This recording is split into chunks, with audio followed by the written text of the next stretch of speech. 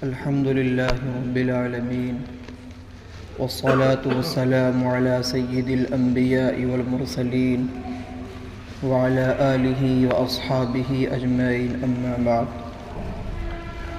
أعوذ بالله من الشيطان الرجيم. بسم الله الرحمن الرحيم. وَلَنَبْلُوَنَّكُمْ بِشَيْءٍ مِّنَ الْخَوْفِ وَالْجُوعِ وَنَقْصٍ مِّنَ الْأَمْوَالِ وَالْأَنفُسِ وَالثَّمَرَاتِ وَبَشِّرِ الصَّابِرِينَ. صدق اللہ العظیم. برادران محترم، بزرگ اور نوجوانوں، اس وقت میں ملک کے حالات اور ہمارے حالات اور مسلمانوں کے حالات مصائب اور مشکلات کا سامنا، تکالیف اور پریشانیوں سے دوچار ہونا اور ہر طرح کی پریشانیاں اور تکلیفیں اور مصیبتوں سے اس وقت میں مسلمان دوچار ہو رہے ہیں. ایسی حالت کے اندر جبکہ مسلمان محفوظ نہیں ہے، اسی طرح سے مسلمانوں کے نوجوان محفوظ نہیں ہیں، مسلمانوں کی بچیاں محفوظ نہیں ہیں، ہماری معیشت محفوظ نہیں ہے، اسی طرح سے ہمارے کاروبار وہ محفوظ نہیں ہے،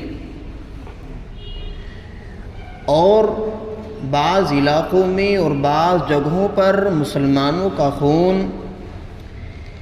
پینے والے پانی سے بھی سستا ہو چکا ہے. ایسے حالات میں اور ایسے دور میں قرآن کریم کی آیت مشعل راہ ہے. یہ ہمیں راستہ دکھاتی ہے کہ قرآن کریم کے اندر اللہ تبارک و تعالی ارشاد فرماتے ہیں وَلَنَبْلُوَنَّكُمْ بِشَيْءٍ مِّنَ الْخَوْفِ وَالْجُوعِ وَنَقْصٍ مِّنَ الْأَمْوَالِ وَالْأَنفُسِ وَالثَّمَرَاتِ،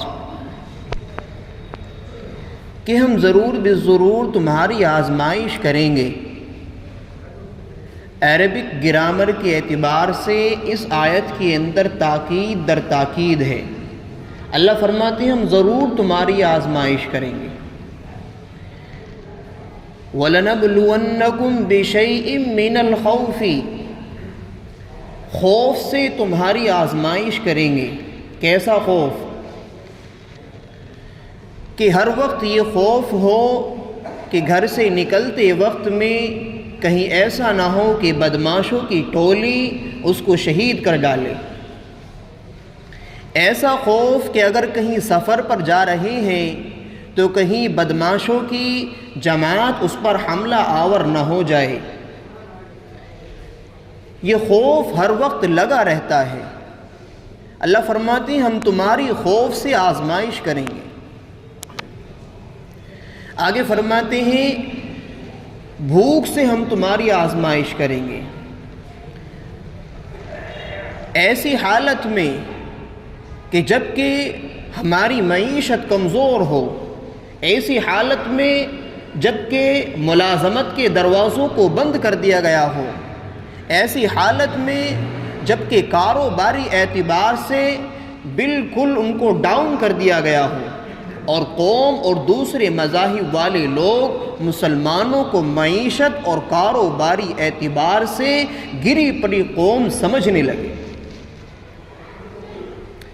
ہم تمہیں آزمائیں گے اور ضرور آزمائیں گے. ہم خوف سے آزمائیں گے، تمہاری بھوک سے تمہیں آزمائیں گے، اسی طرح سے تمہارے مال کے اندر کمی کر کے، تمہاری معیشت کو کم کر کے، ملازمت کے دروازوں کو بند کر کے ہم تمہاری آزمائش کریں گے. والانفس والثمرات، اور تمہارے مالوں کے اندر، تمہارے پھلوں کے اندر.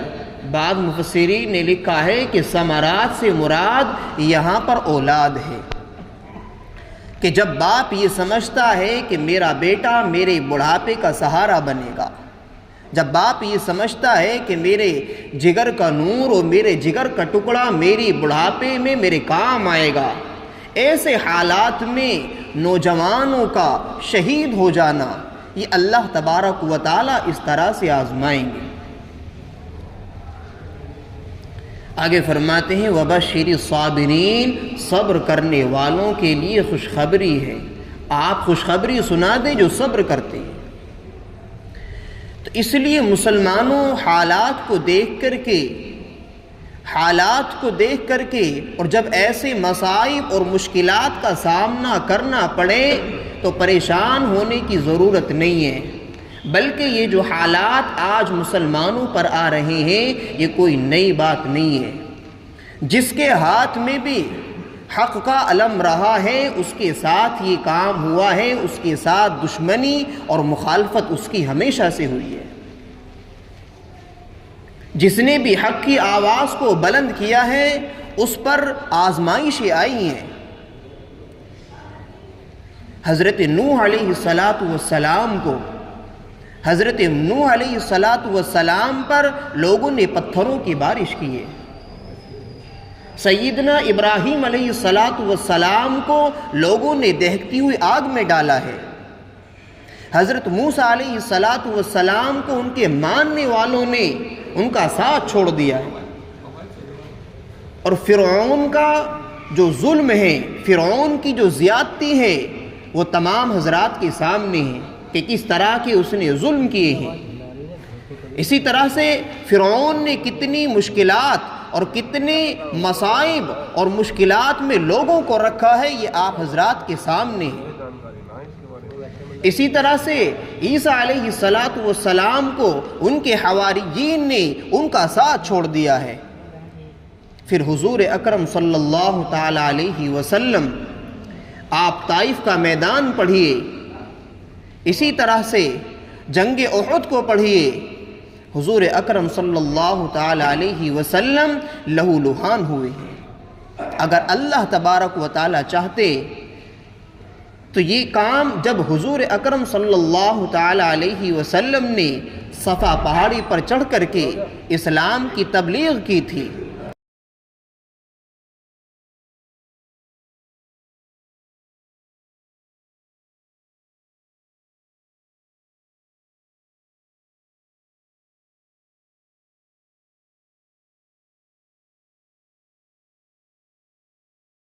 تھا سب سے پہلے کہنے والے اور گالی دینے والے آپ کے چچا تھے، لیکن ایسے حالات کے اندر بھی صبر کا دامن لبریز نہیں ہوا۔ ایسے حالات اور مشکلات کے اندر بھی جب حضور اکرم صلی اللہ تعالی علیہ وسلم کو اور آپ کے اصحاب کو مکہ چھوڑنے پر لوگوں نے مجبور کر دیا، یہ حالتیں پیش آتی ہیں۔ ان مشکلات کا اور مصائب کا اور آلام کا سامنا کرنا پڑتا ہے۔ حضور اکرم صلی اللہ تعالی علیہ وسلم جب رات میں سوتے تو ابو طالب نے بنی ہاشم کے چند نوجوانوں کو آپ کے ارد گرد لگایا ہوا تھا تاکہ کوئی بھی حضور اکرم صلی اللہ علیہ وسلم پر حملہ نہ کر دے۔ یہ ڈر تھا، یہ خوف تھا کہ کبھی بھی کوئی دشمن بھی نبی علیہ السلام کو کبھی بھی تکلیف اور پریشانی اور حملہ کر سکتا ہے۔ اسی طرح سے حضرت عمر رضی اللہ تعالی عنہ کے بارے میں لکھا ہے کہ جب آپ سوتے تو اپنی تلوار کو اپنے بستر پر لے کر کے سوتے کہ پتہ نہیں کہ دشمن کب حملہ ہو جائے اور اپنی جان کی حفاظت کرنی پڑ جائے۔ تو ایسے حالات سے دوچار ہونے کی ضرورت نہیں ہے، بلکہ ایسے حالات کے اندر صبر و استقامت سے کام لینا چاہیے۔ ایسے حالات کے اندر میں نے گزشتہ جمعے میں جو بیان کیا تھا کہ مسلمانوں کے زوال کے اسباب کیا ہیں، قرآن و حدیث کو چھوڑ کر کے دوسرے طریقوں کو اور دوسرے مذاہب والوں کو پسند کرنا، دوسروں کے اور غیروں کے طریقوں کو اپنانا، یہ ہمارے مسلمانوں کے زوال کے اسباب ہیں۔ دو کام اگر یہ کریں گے، ایک تو صبر و استقامت سے کام کریں، اور اسی طرح سے اللہ تبارک و تعالیٰ نے جو ہمیں احکام بتلائے ہیں، نبی علیہ الصلاۃ والسلام نے جو طرز عمل ہمیں دیا ہے، جو طریقہ اور سلیقہ جو آپ نے ہمیں دیا ہے اور سکھلایا ہے، اگر ان دو کاموں کو ہم مضبوطی سے اپنی زندگی کے اندر گزاریں گے اور اپنی زندگی کے اندر ان پر عمل پیرا ہوں گے تو امید نہیں بلکہ یہ یقین ہے کہ اللہ تبارک و تعالی ناسازگار حالات کو سازگاری میں تبدیل کر دیں گے۔ مصائب اور مشکلات کا جو دور چل رہا ہے، اللہ تبارک و تعالی ان حالات کو دور کر کے خوشحالی پیدا کر دیں گے، لیکن اس کے لیے ضروری اور شرط یہ ہے کہ ہم اللہ تبارک و تعالی کے احکام پر عمل کرتے رہیں۔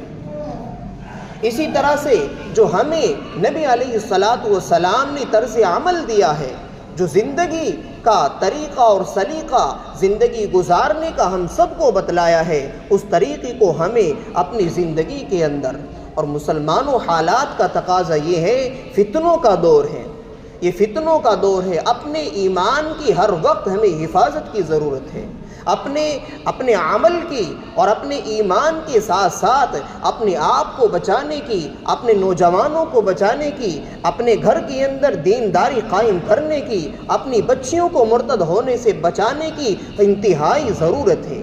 یہ وقت کے حالات ہیں مسلمانوں، جو وقت کو دیکھ کر نہیں بدلتے، حالات کو دیکھ کر نہیں بدلتے، وقت ان کو ایسا بدلتا ہے کہ کبھی کروٹ نہیں لیتے وہ لوگ۔ اس لیے ہمیں یہ فکر کرنی چاہیے کہ اللہ کے احکام کی خلاف ورزی نہ ہو۔